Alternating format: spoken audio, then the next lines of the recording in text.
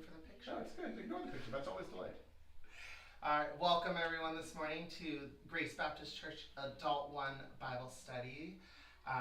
Today we're going through our last lesson in Ruth, going over from Ruth chapter 3 all the way to the end. So thank you for joining us online, and we look forward to going through the lesson together. Hi, Kent. Hi. Hi to the in the room. Okay. So, we're going to start off with reading from, there's a paragraph here that I want to go over. So, nobody likes feeling helpless or insecure during crisis. People often struggle to ask for help. Some will isolate and withdraw from others, making things worse. So crises challenge our faith to the point that we may wonder if God is in control or cares about our situation. Social media allows people to put on their best face, hide and pretend like they have it all together. But down deep, everyone knows they need something more than what society offers. God has answered the world's cry with an ultimate solution. So, our first question is, what has provided you a sense of hope when everything seemed out of control?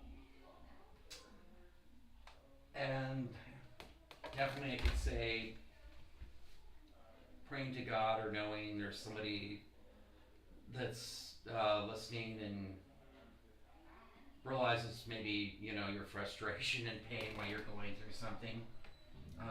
Sometimes it takes a little bit of time. You're hoping that it gets in control, and then when you realize it might be a while, then I've gone to God, and I'm like, okay, this just isn't going to happen. So the fix, it's not. Agreed. Yeah, I think definitely for me it's in crisis knowing that God is there, even when we sometimes can get caught up in the anxiety and the worry. And not that we forget that God's there, but we can ignore that because we're in panic mode. And just being able to take a deep breath, slow down, and remember, okay, God's got it covered. We're going to rely on Him to help. Because, well, we cannot do everything. He is what gives us the strength to get through all of the craziness of life. So, it tells me to, put the lesson book, because I had to follow it. It says to, read through understand the context in your study guide, page 119, and skim that, review it, and then would love for you to mark phrases or sentences that stick out to you. Okay. And it's an overall context of the lesson that we're going over today.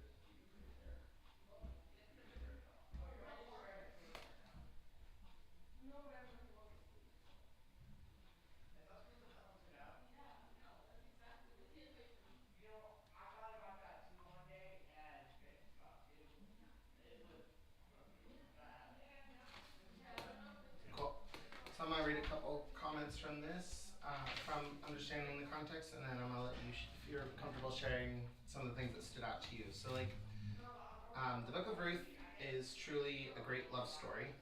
It shares how a young peasant Gentile woman found an unlikely mate and an older wealthy Jewish man. We see a reflection of compassion and of a compassionate and generous Christ, loving and receiving those who can't help themselves. So part of what we're going to be learning through reading of these chapters of Ruth is how Boaz fulfills the role of kinsman-redeemer. He took her as his wife, and together they became a part of the genealogy of Christ. And then as our Redeemer, Christ took us as his bride by paying a price that we could never pay, his precious blood. So at their initial meeting, Boaz supplied the needs of Ruth and Naomi. Boaz also arranged protection for her in the fields. So his steadfast loyalty, he acknowledged her steadfast loyalty to her mother-in-law, Naomi. He was impressed by how she cared for her and her willingness to seek security humbly and appropriately. Then, what was I going to say? I had notes and then I lose my notes. Sorry. It's fun. So, as Boaz married Ruth, they provide a lasting symbol of God's redemption and his ability to make something new from the ashes of loss and despair. Initially, the residents of Bethlehem may have viewed Ruth with suspicion as a Moabite, a foreigner with no inheritance or influence in their culture. However, as God moved in her life, Ruth found acceptance and inclusion. The birth of Obed ignited joy that surpassed individual triumphs and had a powerful impact on the entire community. Morning, Steve. Morning. More personally, Naomi experienced transformation and spiritual renewal. Once enveloped in bitterness, holding her grandson reminded her that God was still alive and still at work. For her, Obed became a living testament to God's restorative power. The effect of this love story between Ruth and Boaz continues to resonate today. God specializes still in meeting needs and solving problems. And the image of a kinsman-redeemer reminds us that God met our greatest needs by sending humanity's Redeemer, Jesus Christ. So what were some of the things that stood out to you in the understanding the context? I like just this understanding when, it said that Boaz, he was attracted to Ruth's integrity, and I think that's what drew him in. And then also, it was at one point he said, well, if the nearest kinsman would not redeem her, then, he would go ahead and take care of it and stuff, which was nice. So right up, he's like, I really like this person, I love who she is, what she does, and I'm willing to help her out, which was great. So kind of like a love story. It is. Wow, it's nice. But then just who she was, it's like how definitely would, the way it was showing, I'm sure that attracted, like, wow, this lady's really, really kind and nice. Yep. Well, it's... Yeah. That was kind of neat. Yeah, no, so Ruth, simply was trying to just survive for her and help her and Naomi survive by going into those fields, ultimately meeting a close relative of the family, and then meeting him, he had a man of standing, and like you said, he was attracted to her integrity, and then inviting her to glean from the best part of the field under his protection. And ultimately, Naomi knew that their budding relationship was a chance for their family Redeemer to take notice of their plight and to be able to help secure them for the future. And they gave security, and then also through the understanding context, just to mention too, God sent humanity's Redeemer, Jesus Christ. Yep. And died for the world's sins, and that's also gives us hope. So it's kind of like. Yeah, it's something to, as we read through these verses, we can take notice of how God worked through Naomi, Ruth, and Boaz to unfold his sovereign plan, because they were a part of the genealogy of Christ. All right. So, the first section we're going to break down is Ruth 3, 8 through 10. And so our application point for this section is, when believers face times of uncertainty, we will have to step out in faith. So the verses of 8 through 10 is, in the middle of the night, something startled the man. He turned, and there was a woman lying at his feet. Who are you? He asked. I am your servant Ruth, she said. Spread the corner of your garment over me, since you are a guardian redeemer of our family. The Lord bless you, my daughter, he replied. This kindness is greater than that which you showed earlier. You have not run after the younger men, whether rich or poor. So, it's in this, after hearing about Ruth's experiences in the fields, Naomi explained that Boaz was a family relative and possibly a kinsman-redeemer. So she told Ruth to clean up and initiate a new meeting with Boaz. When Ruth arrived at the threshing floor, she found that Boaz had turned in for the night. It was not unusual at the time for men to sleep with the crops, particularly for the purpose of protection. Obviously, he was surprised when at midnight he discovered a woman lying at his feet. And in the commentary for this, it talks about how the use of the term feet can serve different meanings, but it's not. It could carry a significant weight in the context of betrothal back then, and it is not merely about physical covering, but symbolizes like the spreading the edge of a garment carries significant weight in the context of betrothal. It's not merely about physical covering, but symbolizes a covenantal act with profound implications. But in the greater context of the narrative of this story, it's highly unlikely that the author intended to communicate anything suggestive by those words, but rather it was about Ruth's humility and submission. Sound asleep, Ruth's bold but simple action, ultimately startled him. And so while this unusual move by Ruth may seem provocative to some modern readers, it was not the case. As he says, rather than a suggestive or seductive act, Ruth was demonstrating absolute submission, true to her nature. She presented herself humbly and said, "I am your servant, Ruth." So, and then Ruth also urged Boaz, to spread the corner of your garment over me. And the term relates to the Jewish law of family redemption, of the guardian redeemer, or in translated kinsman-redeemer. As a redeemer, Boaz had multiple responsibilities. In addition to purchasing family land that had been forfeited and restoring a relative that had been enslaved, redeemers were expected to marry a childless widow and carry on the family name. And the reference of that is back in Deuteronomy 25:5-10.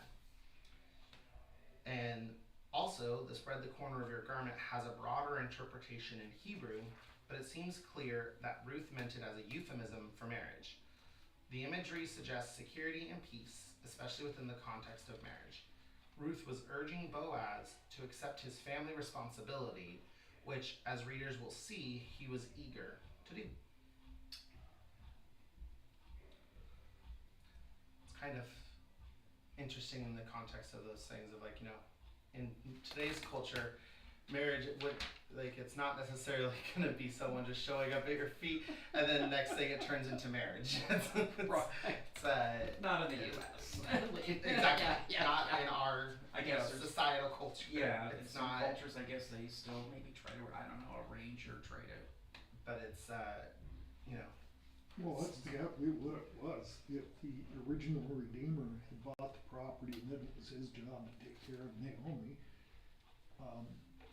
and since Ruth was there, he'd be taking care of Ruth. So now he's got two extra mouths to feed, and he owns the property, but he doesn't own it, so it's money out of his pocket.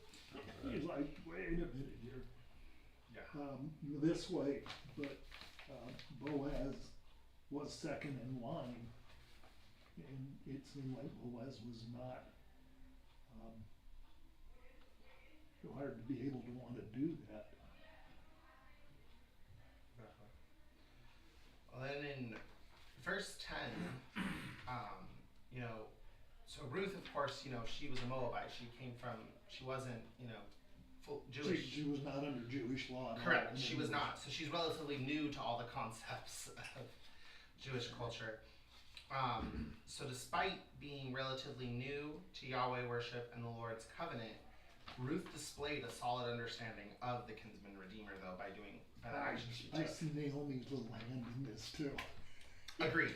Let me tell you what you need to do. Yeah.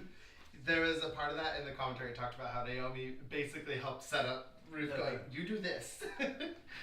But, Let's go make the soup your dad likes and then put a whole bunch of skin on your arms so it looks like you're hairy like your brother and take his blessing. I can see some tweaking here. yeah, for this, the credit probably goes to Naomi, as you said, who masterminded the late night meeting. She also had instructed Ruth to follow Boaz's instructions once she revealed her purposes. For them, though, Boaz responded with joy and amazement. He first proclaimed a word of grace over her. The Lord bless you. Rather than treating her like an outcast Gentile, Boaz set the stage for the important steps to come with a positive acceptance of her proposal. The term daughter, again, may reflect a significant age difference, but Boaz affirmed Ruth's kindness because she had not run after the younger men. Many younger women would have resisted the idea of an older husband. Ruth, however, had proven that she was not most women. She had demonstrated incredible kindness toward Naomi, and now she was extending kindness toward Boaz. And yeah, the decision for her to seek Boaz, her family redeemer, over pursuing the younger men, showcases her faithfulness to family obligations rather than personal preference. It's the same thing going it. Well, she was at the same time protecting Naomi's future. Yep. The whole thing. Hence why she didn't take Naomi's offer up to go back home. You know, Yeah, she's like, no, I'm staying. I'm staying and I'm going to help you.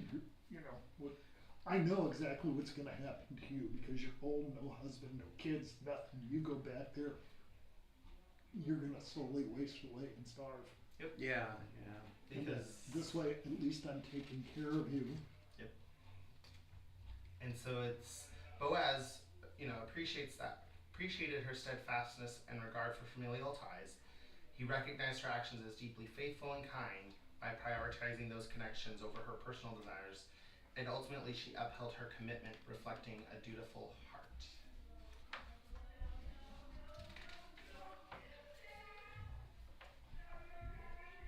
And this also discusses how, like, the way, you know, the circumstances certainly untraditional and unconventional for modern readers, but the unfolding story of God's redemption shows how God's ways are definitely not ours. And the way the Lord works might seem mysterious, but when God's people walk in integrity, focused on bringing God glory, his plans unfold beautifully. And the way they should, not, I mean, they're always going to come out the way God knows how they're going to always come out. But it's when we embrace that too, we fully can experience the goodness of God in this way by following and doing things to bring God glory. So there's an extra verse that's not in Ruth, that's like the memory verse for this session. So it's Colossians 1:14. Just gonna pull it up. Oh, okay. So it ties in.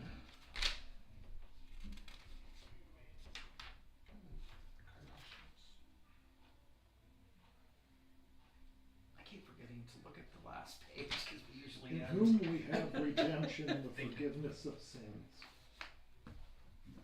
Yep, in whom we have redemption, forgiveness of sins. So with that, like, one of the questions is, so how does God reveal himself in that verse? In those few short words.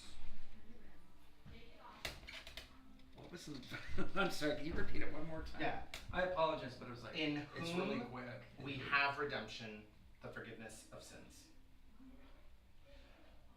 Fuller context of it, you would get fuller context by reading verse 13. So verse 13 of Colossians 1 is, for he rescued us from the domain of darkness and transferred us to the kingdom of his beloved Son. Mm-hmm. And then 14 is, in whom we have redemption, the forgiveness of sins. What was the question? How does God reveal himself in this verse? Well, he's mentioning, you have redemption because of Jesus, and so, which is still partly him, but he's kind of revealing, this is what I've done for you, that they sent Jesus down. We're being bought back from bondage to of sin or to sin through Jesus Christ. Yep. And then they had a follow-up question here of, how should I respond to what he reveals? Ultimately, that response is us accepting Christ as our Savior and Lord, to be reunified back with God, and to not be just living in our sins.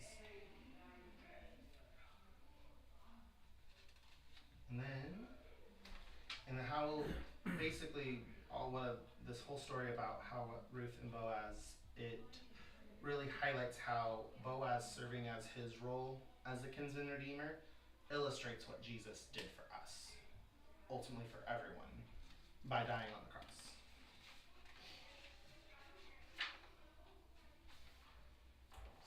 So then, our next section is Ruth 3:11 through 13.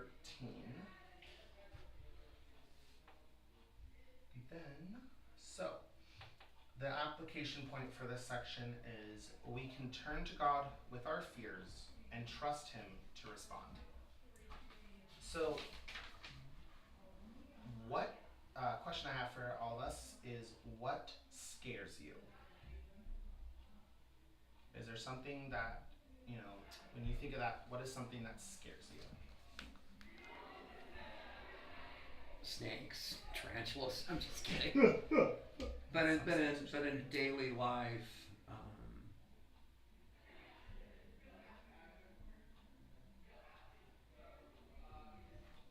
I sometimes wonder what would happen if financially something went wrong with the government, like there's no more pension. I don't live that daily fear. Mm-hmm. You sometimes think, I'm really lucky now, but what if the money ran out?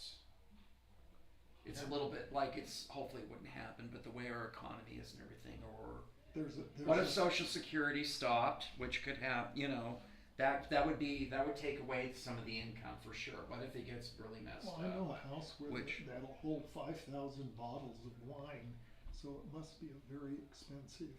You get an awful lot of money from wine bottles. Seriously, the wine cellar will hold 5,000 bottles of wine. And the owner who bought the house said he didn't know it was there. Wow, 5,000 is insane. It's a big basement. Yeah, it's got to be with. So how do you buy a house and not know it's there? There must have been a door that went into the wine part of it, and he didn't really work. How would you know? I don't know. When you go out and look at a house, what's one of the first things you do? You start looking to see all the specs on the house. Right. How do you miss a cellar for 5,000 bottles of wine? Not have it listed on the specs of the house. That could be something they just added without letting anybody know. Yeah, sorry. But anyway, there's a lot of money there, so you could support yourself through that. So you have to just meet who this person is, that 5,000. How do you? I actually know someone at a vineyard. Doesn't mean connection. He lives in California.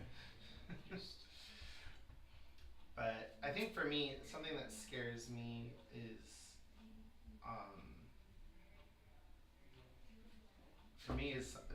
honestly, the thing that can scare me is, I do a lot of things of, I live in the bowling world, and I think for me, scary is the fact that very much the bowling world is very much of the world. There's other bowlers that I know that say they're Christian, and I know a few that are, but there's few and far between in my world of bowling. It's very much not. And so for me, scary thing for me is because the attraction of just falling into bad habits around them is there. So the scariest thing for me is coming off as a bad witness for my faith in the bowling world. Something that Pastor Matthew has worked with me is trying to think of it as I'm on mission in the bowling world, because people in the bowling world know that I am Christian. I act different, and from everyone as a whole, and know that I'm a person they can come to when they have questions, but just making sure that I'm living that out each week, and then recognizing when I falter to make corrections, because it's easy to just get lost in the craziness. It's easy to slip into the worldly ways. Exactly. So the scary thing for me is slipping into that and then not stopping it or not correcting it is something that gets to me, is living life.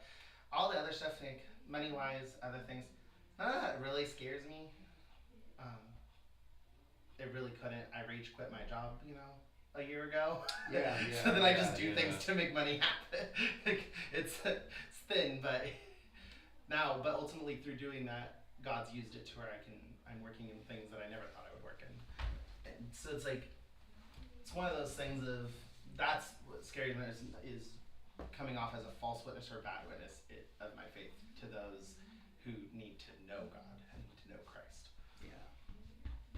I think too, just at my age, maybe scary is a little too much, but like health, because I'll see some people, they could be 80 or 90 and they're doing well, and then there's other people, unfortunately, for them, they ended up like, oh, I can't do this and that. I'm possibly just very housebound. I'm not mobile. I think sometimes, I hope that doesn't happen to me, or God just take me then, or so sometimes you want, it's like, what if that happened too? What if some major illness thing and I fell down and I just couldn't get around. I have to go to assisted living, or what's going to happen, or it just goes in my mind. It's not like I'm sitting there daily, but your health it could. I'm like, wow, I hope it doesn't get that, that way. Or I look at some older people, like, hey, they were doing great, but this other couple, wow, they went downhill in their 70s. Yeah. I keep looking at my high school graduation Facebook post, and it's amazing the number of people I went to school with that are dropping off. Yeah, that's another reason. We just had another one. Holy crap, it's Christmas. Because it's beginning to get real. Mm-hmm. Yeah. So, next question for us is, what might keep us from trusting God with our fears?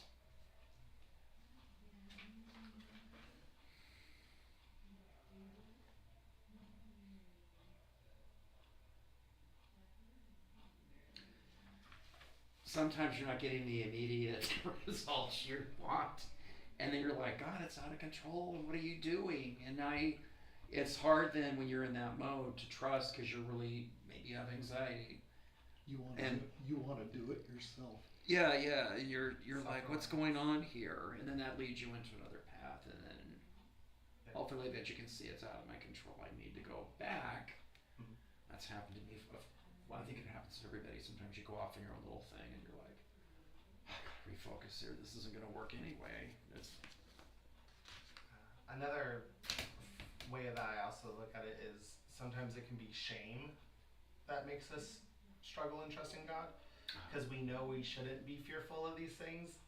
We know that God's got it in control, but then we self-impose shame on ourselves, and it's like then we wallow in that, and it can lead you down a trail of just like drowning in anxiety and shame, when it's not. It's just a remember of, okay, it ultimately comes back to bring it back to God, have those conversations, and then do a little bit of talking, but then listen, which is the hardest part, being silent and just listening. Listening is a learned skill. Yes. And trust me, it is hard. I am a complete outgoing extrovert who loves to talk. So yeah, you know what? There is, besides you and the rest of the world, I don't think you have any problem. You're right up there with everybody else. So it's not, it's not something you get mad about yourself. You just realize that admitting it that you do it and you know you do it is the first step to starting to work through it, get it over and done with. Exactly. And there's always something I always remember is sometimes there's such a difference between also listening and hear, because you can listen with intention and actually listen and absorb. Yeah, I heard you. Take the garbage out. Or there's hearing and it's like, do your own thing. Yes, take the garbage out. An hour later. Yeah, I heard you. Yeah, I heard you. So, would one of you be willing to read Ruth 3:11-13 for us? Well, go ahead. Either way, okay. Now don't be afraid, my daughter. I will do for you whatever you say, since all the people in my town know that you are a woman of noble character.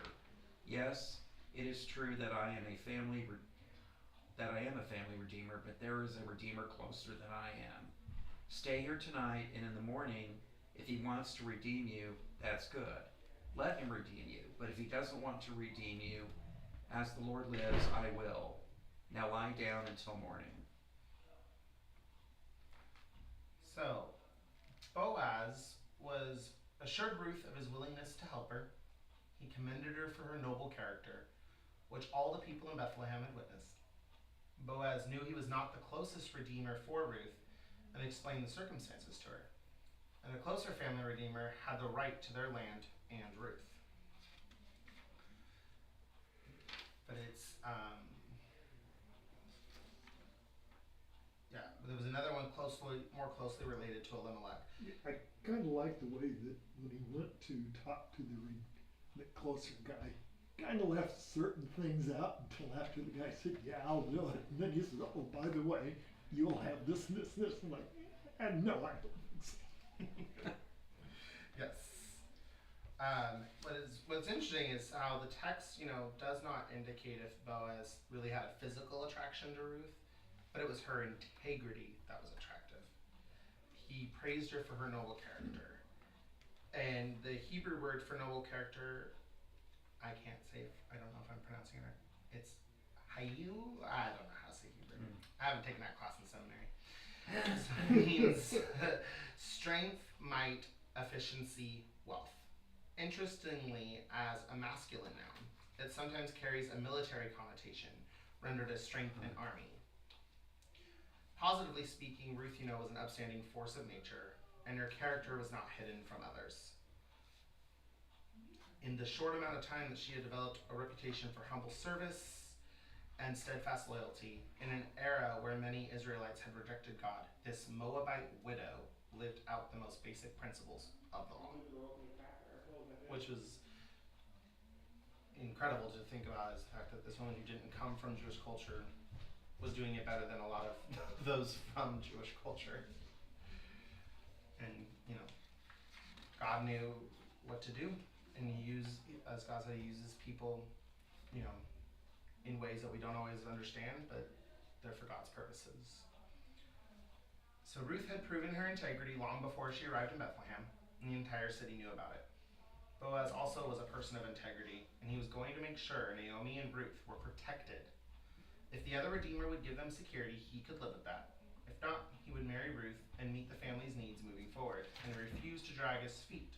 When morning arrived, he went to work.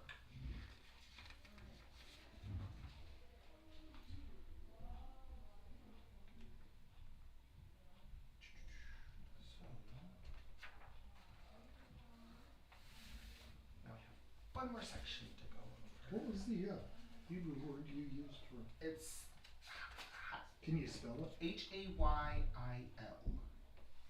is how it's spelled in here. Wow.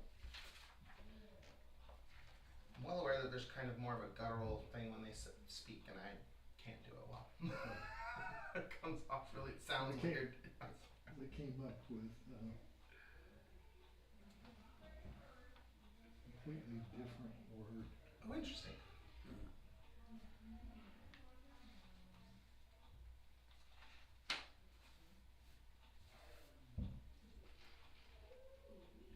The Hebrew phrase for a woman of noble character is Shayal, Chayal, which is most often translated as woman of valor. So yeah, that would be the feminine version of it. Yeah. Yeah. There was another, Nadiyb, which is woman of noble character, and that's a person of noble mind and character. Yeah, it's very much so. definitely different from like the Proverbs 31:10 for a wife of noble character. Because in like Greek and in Hebrew, there's very much masculine versus feminine language, Yeah, which is so much different from our culture, where pretty much it's all the same. English is very one note in that sense. yeah, but it's kind of suspending when you were talking about a woman of noble character. It's definitely, it's going to fall to the feminine Exactly. side. Yeah.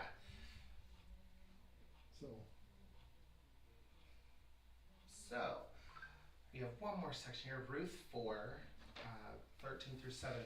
So, the point for this section is how we can be assured of God's continual care for us since he demonstrated it in his redemptive plan. So, since Kent read the last verses, Steve, would you be willing to read 13 through 17 for us? Yeah, thanks. So Boaz took Ruth, and she became his wife. When he made love to her, the Lord enabled her to conceive, and she gave birth to a son, which is interesting because she didn't have it by her first husband. The woman said to Naomi, "Praise be to the Lord, who this day has not left you without a guardian redeemer. May he become famous throughout Israel. He will renew your life and sustain you in your old age. For your daughter-in-law, who loves you and who is better to you than 7 sons, has given him birth." Then Naomi took the child in her arms and cared for him. The woman living there said, "Naomi has a son," and they named him Obed. He was the father of Jesse, the father of David. Awesome. So, in that morning, the next morning, Boaz, he assembled the officials at the city gate, and that was in verses, part of the chapter we didn't read is in 4 verses 1 through 12, is talked about how Boaz went to work in the morning. He assembled the officials at the city gate. He explained the situation, how the primary kinsman was interested in the land, but not in marrying Ruth. He did not want to jeopardize his own inheritance. So Boaz stepped up, he secured Elimelech's property, and better yet, Ruth became his wife. And this would allow the family name to continue. The story that began with 3 funerals ended with a wedding and a baby. When God enabled her to conceive, Ruth gave birth to a son. The Hebrew here suggests that Ruth was barren during her marriage to Mahlon. However, the leaders had prayed a blessing on the couple, and that was in verses 11 and 12 that we didn't go over this morning, and God responded. The writer's word choice implies that God worked a miracle in allowing one who was barren to give birth. Initially, Ruth took a leap of faith that Orpah would not take. She put her needs aside and focused on helping Naomi, faithfully believing that God would provide for both of them in the future. And over time, she made the transition from widow to foreigner, to migrant worker, to fiance, to wife, to mother. Her movement across these seasons reminds us that God often provides through delayed gratification. All things in God's time. Exactly. God's timing, not ours. And then, good things come to so in verses 14 through 15 here, some more in depth is, good things, come to those who are patient. When the baby came, the townswomen blessed God for not leaving Naomi and Ruth without a guardian redeemer.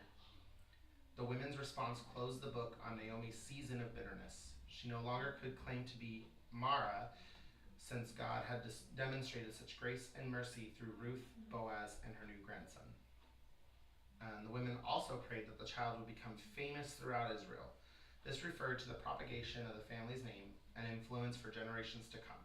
The idea is that the family's name would live on through the baby. And then the phrases, "renew your life and sustain you in your old age," highlight the immediate and future blessings related to the child's birth. Rather than bitterness, Naomi would experience new life and a new hope, beyond anything she previously imagined. And while Boaz embraced the role of kinsman-redeemer, the child was a sign of God's blessing and security for generations to come. The women's speech ends with praise for Ruth. Her love for her mother-in-law was obvious, making her better to you than 7 sons. Some scholars suggest that 7 sons represented the ideal for Jewish homes. Ruth's character proved that. Despite her background, she was even more valuable than anyone could have imagined. The birth of a son was simply icing on the cake. And then you have 16 and 17 is, Naomi held the boy, cared for him. The imagery is of keeping the child close to her heart and serving as his guardian. This was not an adoption, but the natural actions of a grateful grandparent, a woman who had felt so empty only a year or so earlier. That was her inheritance, her future, isn't it? She now had it. She wasn't alone. She wasn't a pariah of society anymore. No. Because especially for, the culture back then, a woman her future was secured through the men in her family, and the fact that her whole family died, the immediate family had died. Yep. It was... Husband, 2 sons. Yep. She had nothing except the land, which probably would have been sold to support her. Correct. But that wouldn't have worked. Yeah. And if the other guy had redeemed her, then his current land, his inheritance would have fallen to Ruth. Mm-hmm. And if he had kids who were old enough, probably been living off of it already, they'd have been all ruined. Yeah. So he declined, which left it up to Boaz. Boaz didn't seem to have a problem with it. Nope. But he did think very highly of Ruth. Probably thought highly of Naomi too. Yeah. Yeah, and then the boy named Obed, meaning servant. In an interesting twist, the women living there, not Ruth, Boaz, or even Naomi, decided the name. In time, he would become the father of Jesse and the grandfather of David, Israel's greatest king, and ultimately his family line would extend to Jesus, the Messiah. So through all this,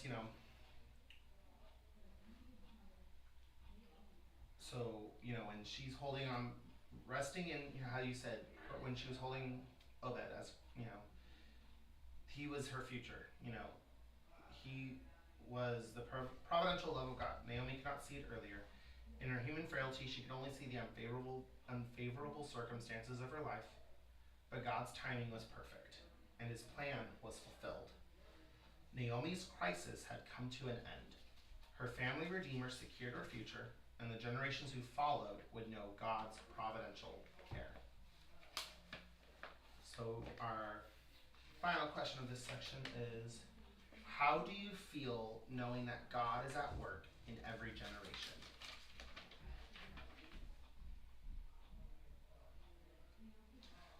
I feel good about it, but it just irritates me that a lot of other people could care less.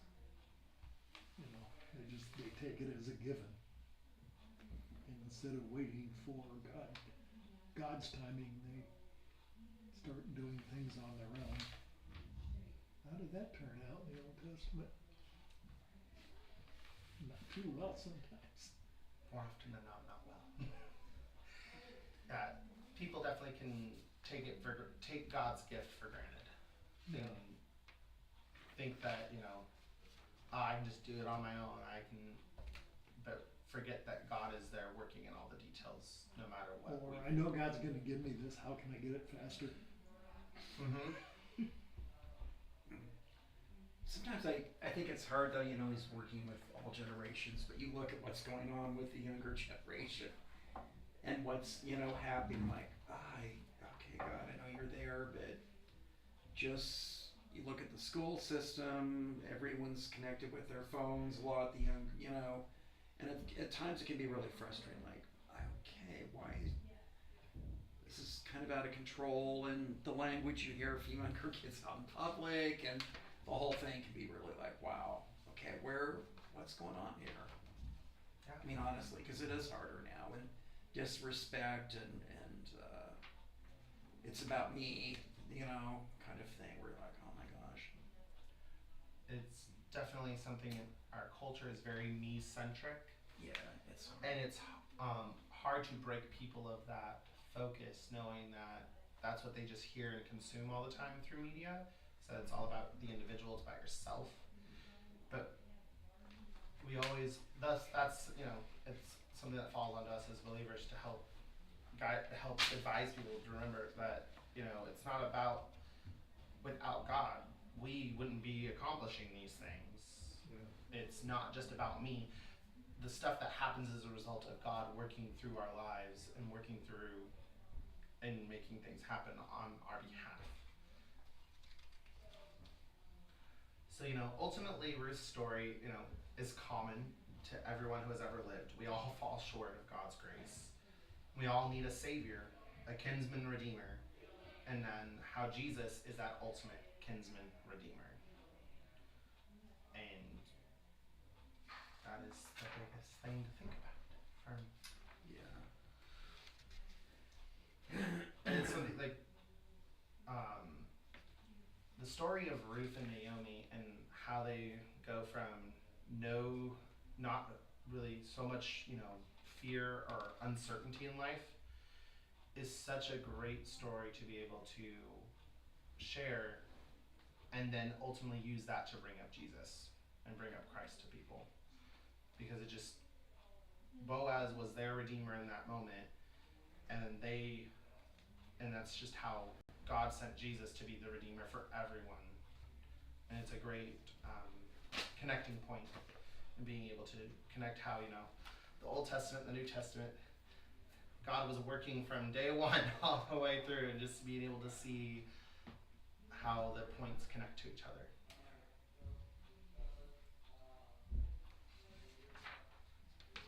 That's all I have for us. Hopefully I did okay. We'll have Norm critique. We'll have Norm critique me later when he gets back from vacation. Was he here last week, Norm, or did you? He was. I'm teaching this week and next week. Okay, so they left after last Sunday. Yeah, they left Wednesday. Oh, I see. Okay. And then the third week, because they're gone 3 Sundays, the third week, actually, this class will be meeting with my dad's in the worship center upstairs. Oh, okay. Because both Matthew and I are gone that week, so we can't be here to teach down here. Oh, gotcha. Okay. Yeah.